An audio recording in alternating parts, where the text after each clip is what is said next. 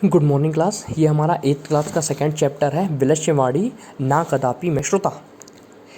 इस पाठ का जो कथा है, इस पाठ का जो कहानी है वो पंचतंत्र से ली गई है। पंचतंत्र के काकोलुकियम से ली गई है, जिसके मुख्य लेखक पंडित विष्णु शर्मा थे, जिनमें 5 खंड थे, जिन खंड को तंत्र कहा जाता था। इसके मुख्य पात्र हमेशा पशु पक्षी होते हैं।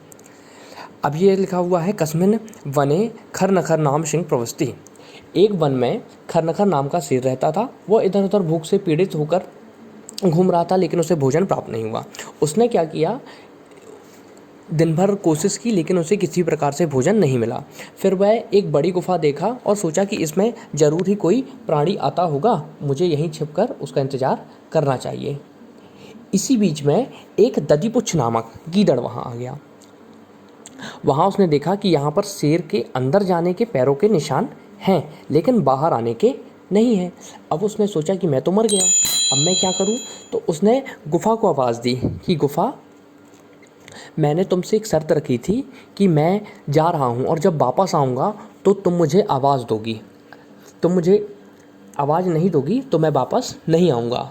अब शेर ने यह सोचा कि ये गुफा मुझसे डर गई है, इसीलिए ये उसे नहीं बुला रही है, इसकी आवाज़ भी ठीक से नहीं निकल रही है, तो मैं ही इसको आवाज़ देता हूँ। शेर ने अपनी गूंज गर्जना करते हुए आवाज़ दी, जिससे गीदड़ गीदड़ को पुकारने लगा, जिससे दूसरे पक्षी डरकर वहाँ से व्याकुल हो गए और गीदड़ वहाँ से भाग गया और उसने अपनी जान को बचा लिया। इससे हमें क्या सीख मिलती है कि जो आने वाला कल है उसका उपाय करना चाहिए। अगर हम उपाय करते हैं तो हम संसार में शोभा प्राप्त करते हैं, और यदि हम उसका कोई उपाय नहीं करते हैं तो हम दुखी होते हैं। शेर ने सोचा कि ये मेरा बुढ़ापा आ गया, लेकिन कभी भी मैंने किसी गुफा की आवाज़ नहीं सुनी। Thank you class.